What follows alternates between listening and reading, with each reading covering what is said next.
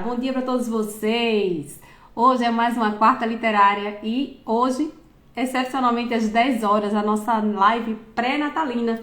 Hoje nós vamos analisar o conto Peru de Natal, do escritor e poeta Mário Andrade. Mário Andrade ficou muito conhecido como um dos grandes precursores do movimento modernista no Brasil, sempre muito envolto, relacionado com essa ideia de que a arte precisa quebrar esses padrões, esse conservadorismo.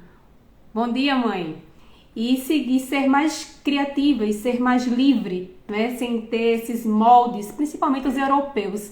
Então, a participação e vamos dizer assim, a contribuição de Mário de Andrade nesse período, principalmente no início do século XX no Brasil, foi extremamente importante para se consolidar o movimento aqui no Brasil. Quer dizer, aí no Brasil, porque às vezes eu me confundo, é como se eu estivesse no Brasil.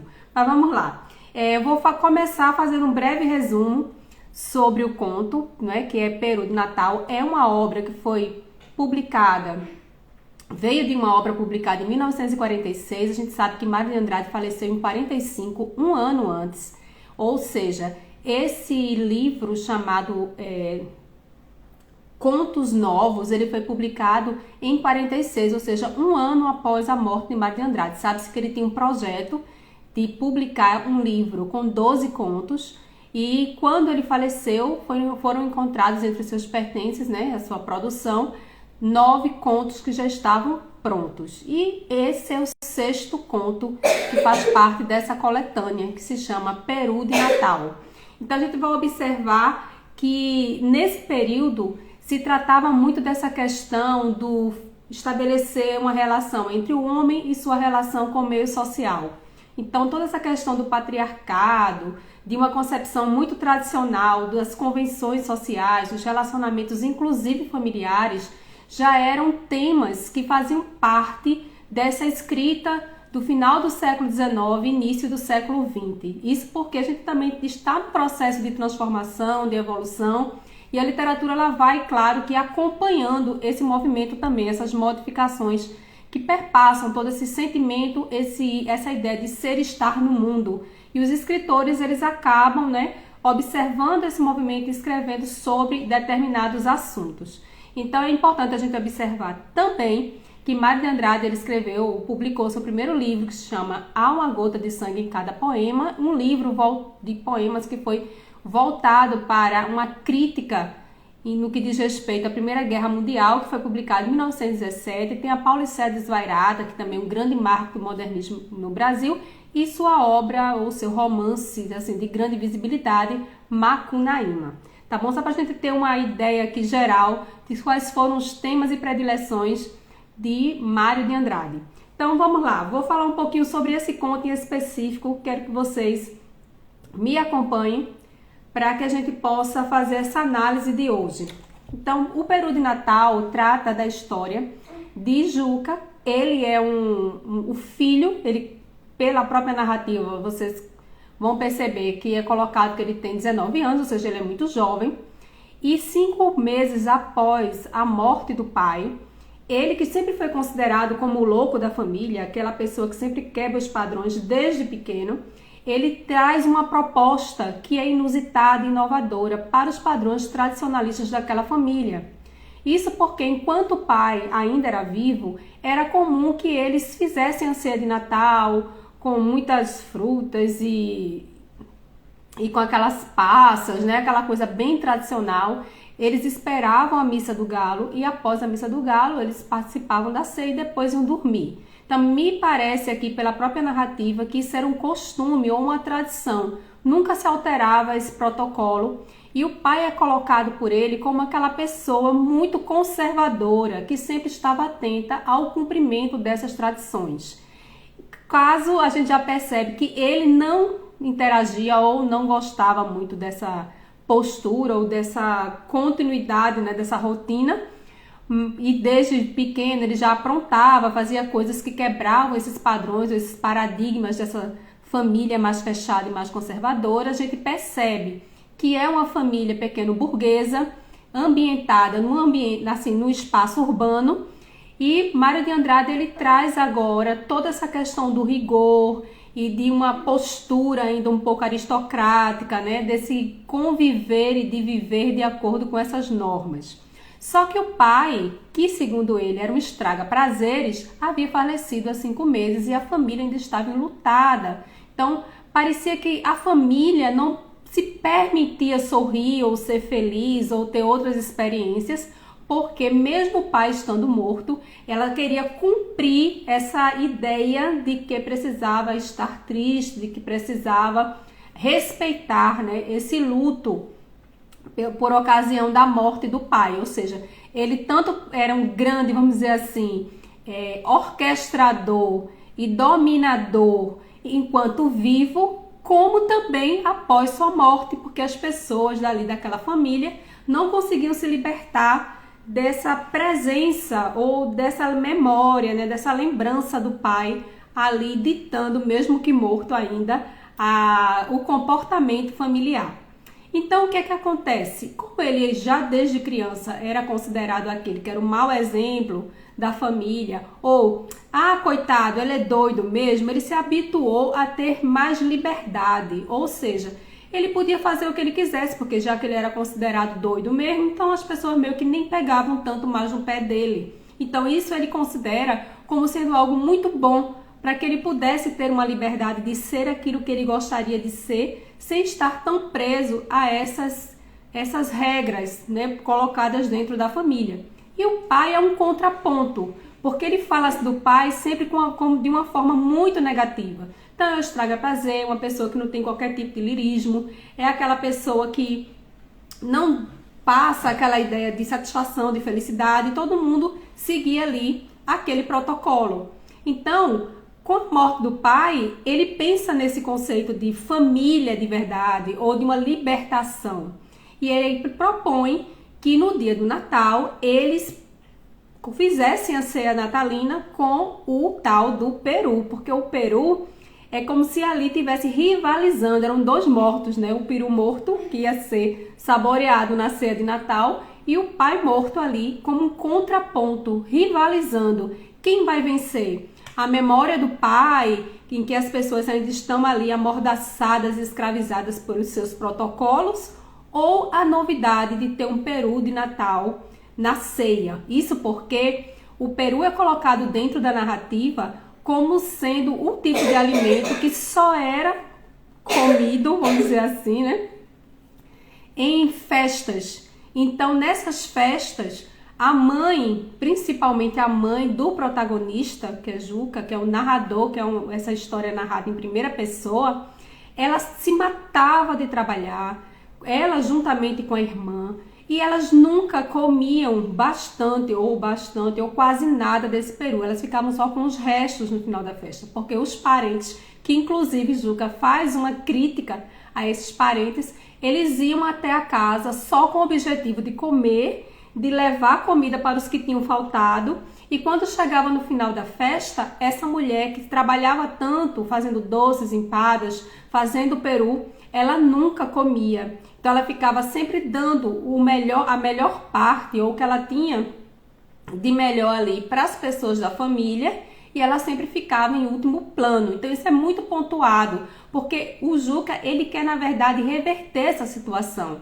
Já que a mãe sempre fora tão cúmplice dele em várias situações, inclusive quando ele cita a Rose, que pela lógica do texto é alguém que ele tem algum tipo de relacionamento íntimo e que a mãe sabia desse relacionamento, ele tinha essa relação de cumplicidade. Então é como se ele quisesse agora fazer com que a mãe pudesse experienciar um tipo de vivência natalina diferente daquilo que ela estava acostumada. Ou seja, como o pai era visto como alguém muito egoísta, que tudo era feito em maior parte, proporção para ele, inclusive era ele quem cortava o peru, não era dada a ela essa, vamos dizer assim, essa possibilidade. Ele agora quer transgredir, quebrar essas regras antes instituídas, para que agora a mãe pudesse ser a protagonista, que ela pudesse ter uma visibilidade, ou ser aquela que pudesse ser, vamos dizer assim, colocada como alguém especial dentro dessa festa. E aí ele fala muito de amor, de alegria,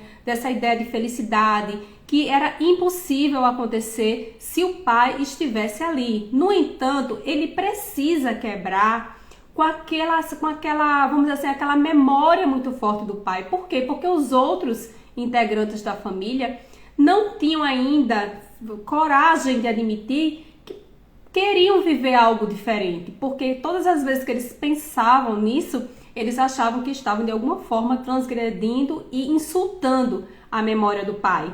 Então é bem interessante como ele propõe o peru, que antes era utilizado em festas de aniversário, para fazer parte da ceia natalina, que já é a primeira quebra dos costumes anteriormente colocados pelo pai quando ainda estava vivo. Imediatamente a tia fica um pouco horrorizada e diz: mas a gente não vai poder convidar ninguém, estamos em luto, ainda cumprindo, né, todo aquele protocolo. Ele diz: não, a gente não precisa convidar ninguém, desde que a gente realmente faça o peru. Então ele mesmo prepara o peru, ele organiza tudo, ele corta um pedaço do peru. A mãe até chama um pouco da atenção deles, assim: deixa para os seus irmãos, deixa para as outras pessoas. Ele disse: não, é a melhor parte do peru, eu quero que seja para a senhora, e dá esse peru para a mãe. Só que a mãe fica tão emocionada com aquilo que ela acaba chorando, porque foi a primeira vez que ela teve o direito de comer o peru num dia de festividade. E aí a irmã vê que ela tá chorando, começa a chorar, e a irmã dele vê também, começa a chorar. E para quebrar aquele momento de choro que já começava a fazer com que as pessoas voltassem a lembrar do pai, que era tudo que ele queria, era apagar essa memória do pai no dia dessa festividade natalina, ele vai, começa a dizer uns desaforos assim para tirar atenção, para que as outras pessoas pudessem rir. E ali ele vai o tempo todo tentando mesmo minar o máximo que ele podia aquela ideia, né, que era falar do pai ou ficar triste e coisa nesse sentido. Inclusive ele coloca no texto que ele precisou até ser hipócrita, porque ele disse: eu também acho que o papai, que sempre fez algo muito importante por nós, está agora como estrelinha no céu nos olhando, porque era uma maneira de convencer o pessoal de que o pai também estaria feliz vendo que eles estavam ali reunidos, ou seja, foi a forma que ele encontrou. Mas ele mesmo coloca que foi hipocrisia da parte dele, que ele não sentia aquilo.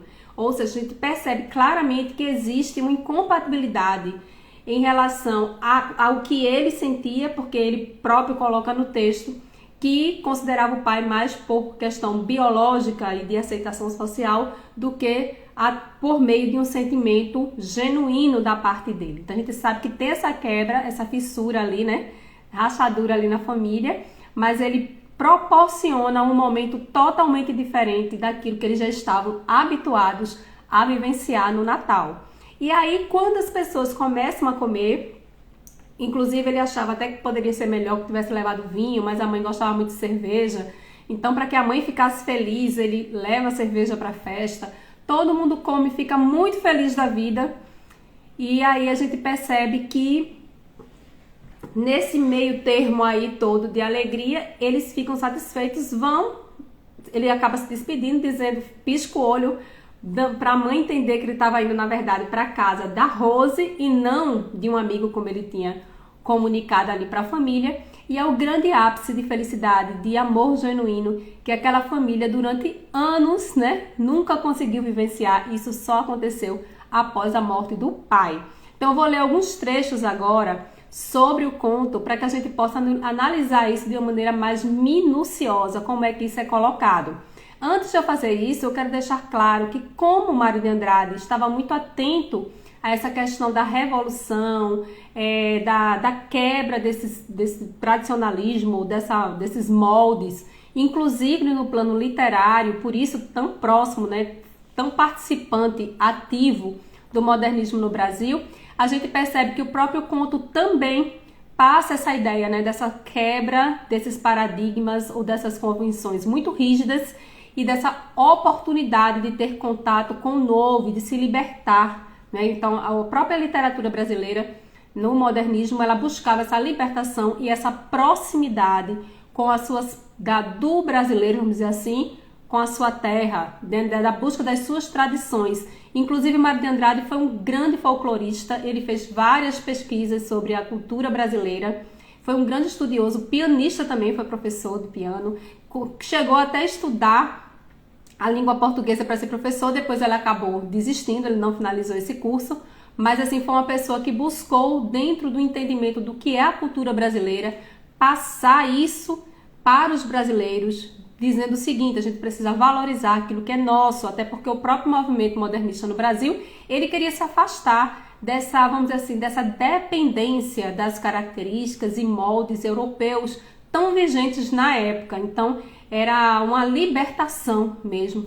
Inclusive, o conto também, na figura desse personagem, fala dessa necessidade de libertação, né? De você viver aquilo que é genuíno, que é puro, e não estar ali, muitas vezes, infeliz, fingindo, né? Ou estando dentro de uma aparência, só para seguir aqueles, vamos dizer assim, aqueles modelos rígidos, dentro da instituição, né? Como sendo aqueles considerados os verdadeiros ideais. Então é importante a gente perceber que no século XX, principalmente no final do século XX, final do XIX, início do século XX, essa convenção e ideia de família era algo muito forte para as pessoas. Ou seja, tanto que a gente vai observar como era muito comum, por exemplo, dizer: ah, isso aqui é uma pessoa de família, né? Então, por que usar essa expressão de família? Porque passa a ideia de credibilidade, de aceitação, ou seja, há um prestígio em ser considerado uma pessoa de família. Então, que aquela pessoa que é considerada, ah, essa pessoa que é do mundo, é mundana, é colocada num contraponto como sendo inferior, ou não tendo as características, vamos dizer assim, necessárias para ter um prestígio social. Então, são algumas expressões que muitas vezes a gente usa, nem sabe por quê, de onde vem, mas que vem justamente de uma concepção de mundo e de realidade que hoje já, claro que passa por modificações, mas que era muito forte, muito presente no início ainda do século XX, que é quando esse movimento explode e traz tantas novidades no mundo das artes como um todo, né, para os campos artísticos como um todo.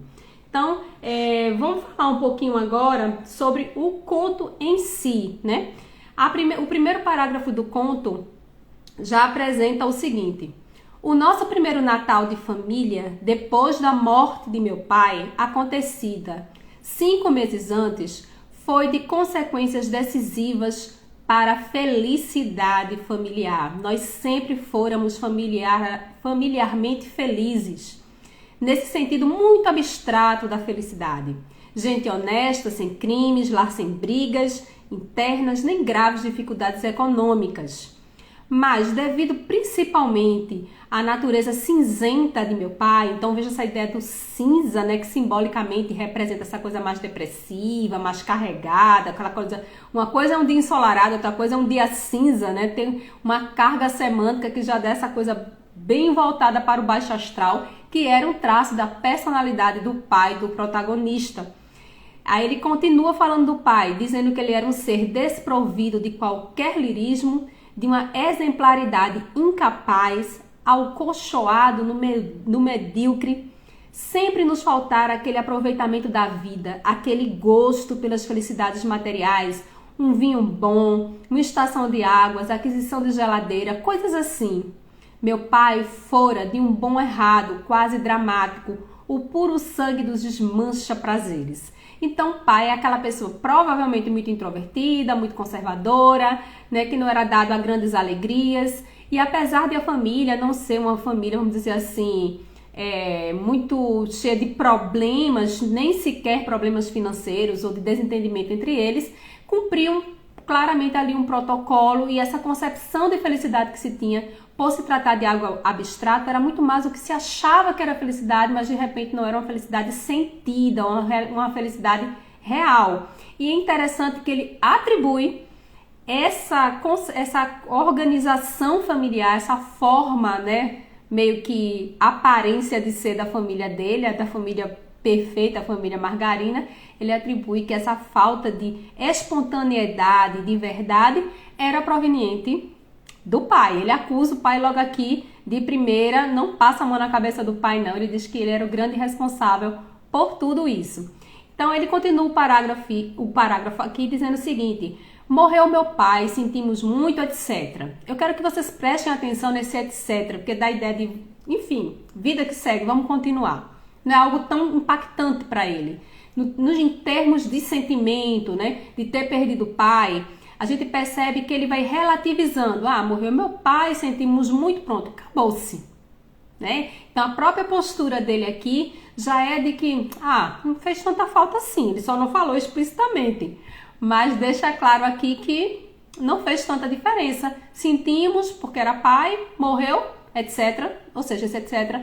dá essa ideia de vida que segue, vamos continuar. Não é nada assim que tem impactado tanto ele, no caso, né? Como aqui, filho desse pai falecido. Então ele continua dizendo o seguinte: quando chegamos nas proximidades do Natal, eu já estava que não podia mais para afastar aquela memória obstruente do morto, que parecia ter sistematizado para sempre a obrigação de uma lembrança dolorosa em cada almoço, em cada gesto mínimo da família. Então a gente percebe que estava chegando o Natal, ele já estava ficando perturbado porque a família girava em torno desse luto. Parecia que aquela lembrança do pai, da morte do pai, tinha que estar ali em todos os momentos, em todas as situações. E ele já não estava suportando mais aquele comportamento familiar. Algo que eu acredito que seja importante pontuar é que o texto utiliza de fato essa palavra pra, tá bom? Que é bem coloquial. Por que Mário de Andrade não utilizou, por exemplo, um para? Propositalmente, com certeza, pelas questões até de escrita e de estilo voltados para a língua coloquial, que era uma das características do modernismo brasileiro. Então, ele faz isso propositalmente, ele queria deixar essa linguagem muito mais próxima do leitor, com uma forma muito mais, vamos dizer assim, menos conservadora possível, né? Que sem estar tão voltada, tão moldada às regras gramaticais tradicionais da língua portuguesa. Por isso ele vai fazer essa opção aqui pelo pra, que é uma expressão mais coloquial de fala, né? Que tem essa ligação com a dinamicidade da fala. Então, só para vocês entenderem que eu não estou utilizando porque quero, mas porque de fato está escrito aqui no texto pra, tá bom? Só essa pontuação aqui. Então, uma vez eu sugeri à mamãe a ideia dela ir ver uma fita no cinema. O que resultou foram lágrimas. Onde se viu ir ao cinema de luto pesado. A dor já estava sendo cultivada pelas aparências. E eu, que sempre gostara apenas regularmente do meu pai, mas por instinto de filho que por espontaneidade de amor, me via a ponto de aborrecer o bom do morto. Então a mãe não queria se divertir, não queria sair, não queria ver fita de cinema, achava um absurdo, né? Ela ter perdido o marido em luto e se distrair assistindo um filme, por exemplo. E ele aqui colocando que amava regularmente, muito mais meio que por uma convenção social do que por espontaneidade de amor. Ou seja, como ele era meu pai, né?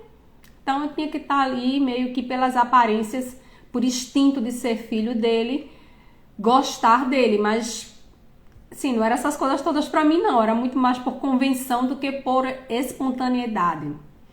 Foi de certo que isso me nasceu esta sim, espontaneamente, a ideia de fazer uma das minhas chamadas loucuras.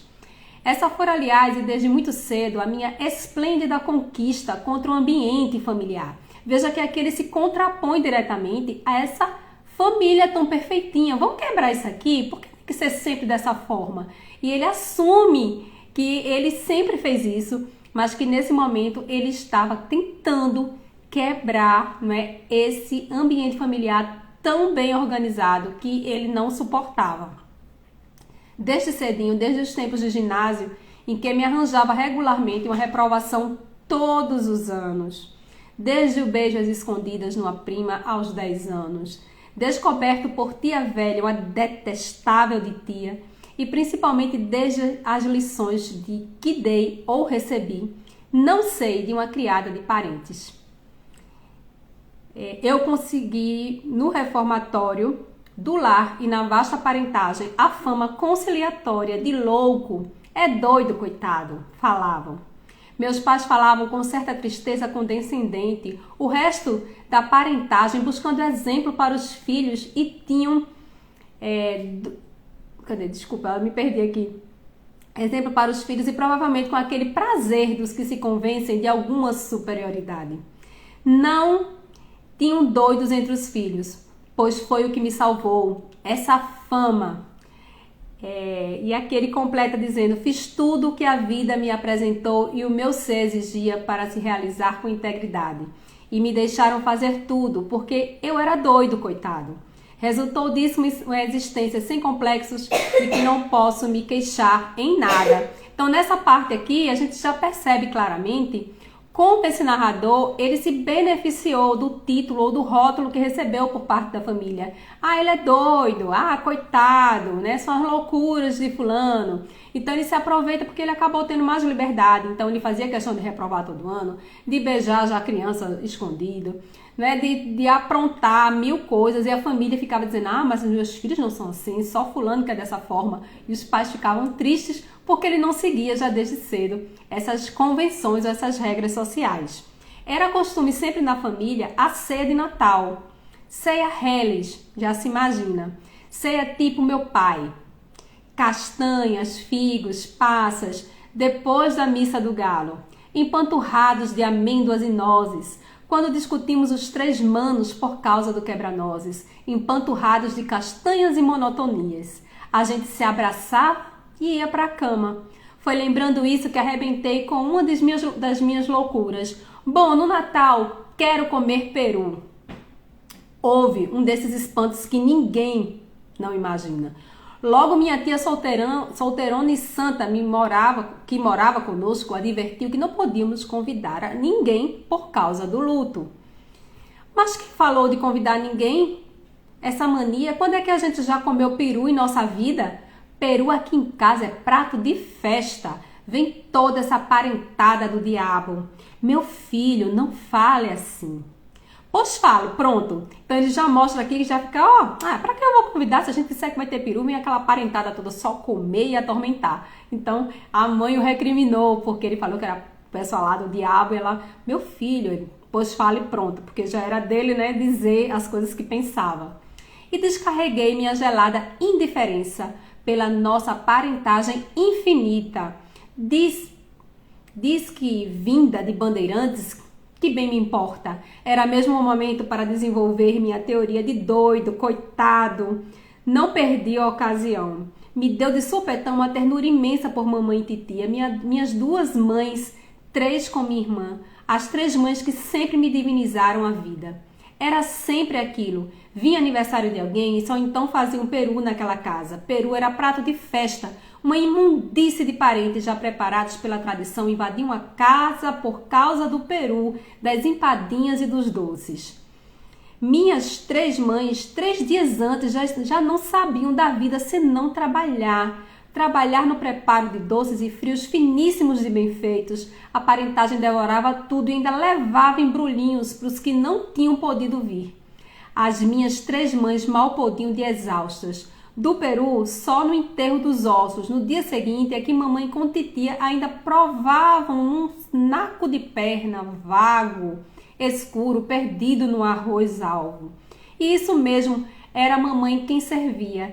Catava tudo pro velho e pros filhos. Na verdade, ninguém sabia de fato o que era peru em nossa casa. Peru, resto de festa. E eu acho bem interessante essa parte aqui do conto, porque mostra o quanto muitas vezes a gente se prepara ou fica exausto ou cansado e prepara o melhor para os outros e nunca resta nada de importante para nós mesmos. Ou seja, as 3 ficavam exaustas 3 dias antes trabalhando ali e elas só ficavam com os restos, tudo que era melhor parte, o que era melhor era dado para os familiares, era dado para os filhos, para o marido e para essa mãe, que é essa mulher que ele fala tanto aqui, né, que quer mostrar que ela poderia ter um tratamento familiar diferente, ficava quase nada, um restinho ali no arroz, uma tirinha que tinha ficado do peru em algum cantinho ali, mas não é nada expressivo, ou que ela fizesse um prato, que ela se alimentasse daquilo que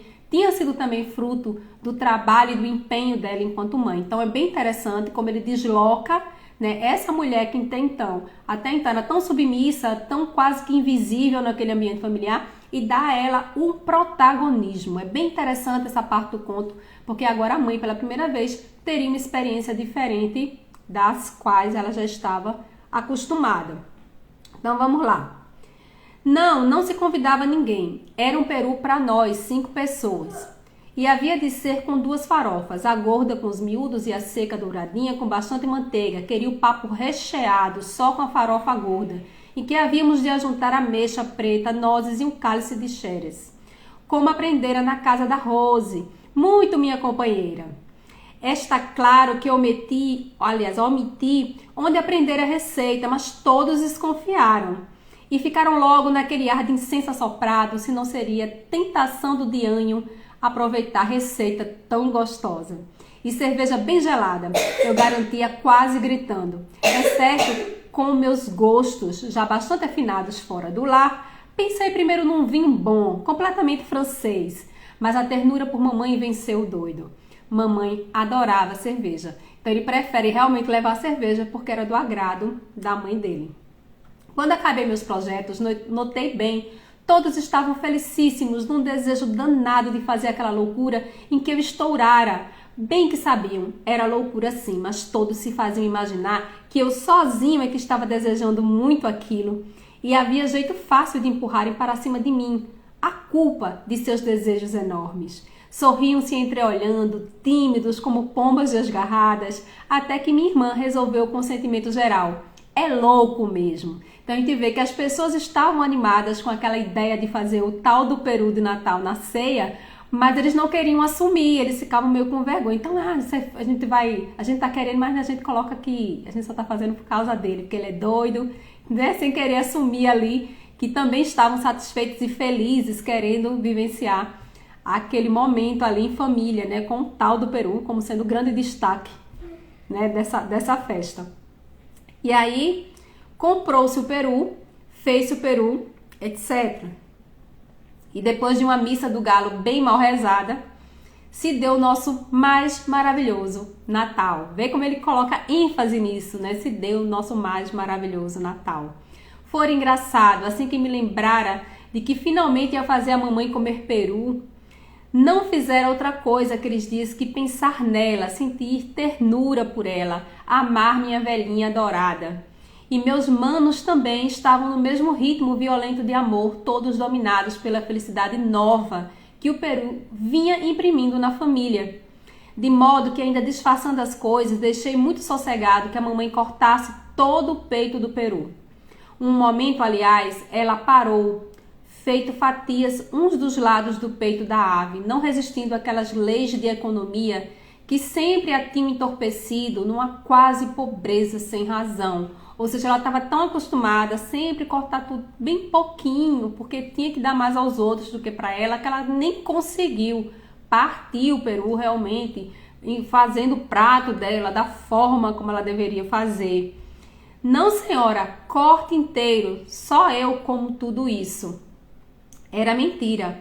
O amor familiar estava por tal forma incandescente em mim que até era capaz de comer pouco, só para que os outros 4 comessem mais. E a diapasão dos outros era o mesmo. Aquele peru comido a sós redescobri em cada um o que a cotidianidade abafara por completo: amor, paixão de mãe, paixão de filhos. Deus me perdoe, mas estou pensando em Jesus. Naquela casa de burgueses bem modestos estava se realizando um milagre digno do Natal de um Deus. O peito do peru ficou inteiramente reduzido a fatias amplas. Eu que sirvo. É louco mesmo, pois por que havia de servir, se sempre mamãe servira naquela casa?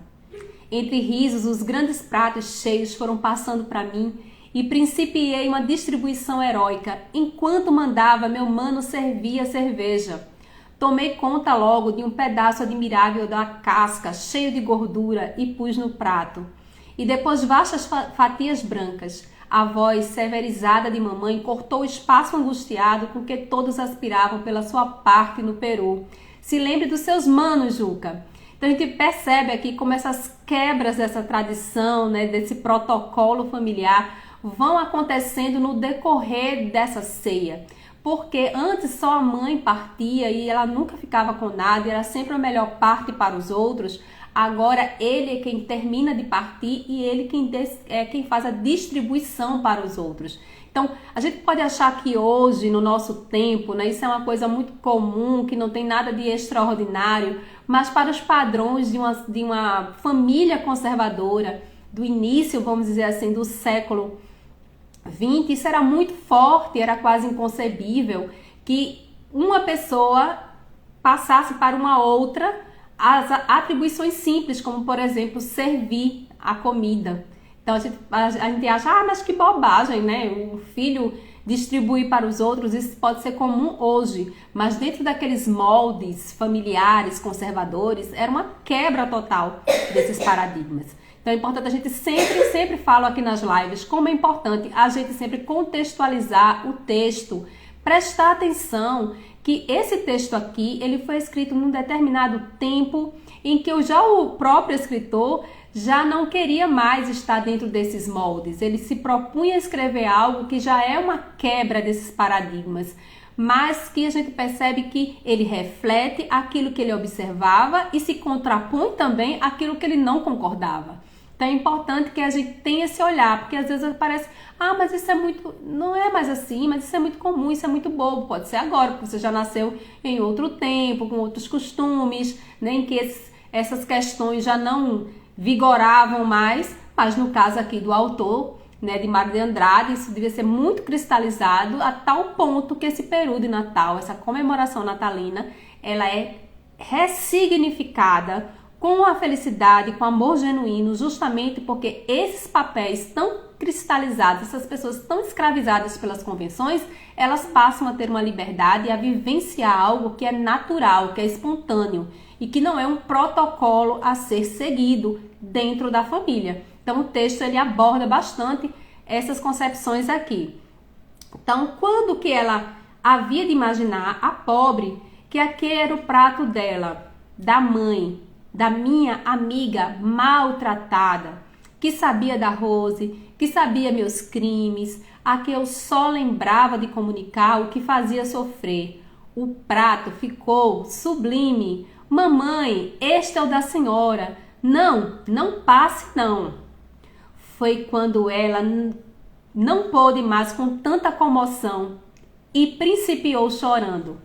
Minha tia também, logo percebendo o novo prato sublime seria o dela, entrou no refrão das lágrimas e minha irmã, que jamais viu lágrimas sem abrir a torneirinha também, se esparramou no choro.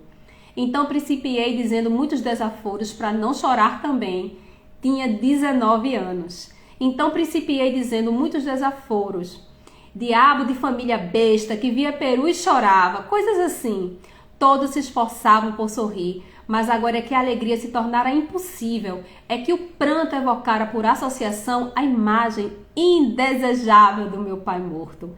Meu pai, com sua figura cinzenta, vinha para sempre estragar nosso Natal. Fiquei danado, porque o pessoal começou a chorar, começou a lembrar de novo do pai, e aí ele, não, por favor, não quero essa imagem do pai aqui de novo para não estragar esse Natal tão diferente.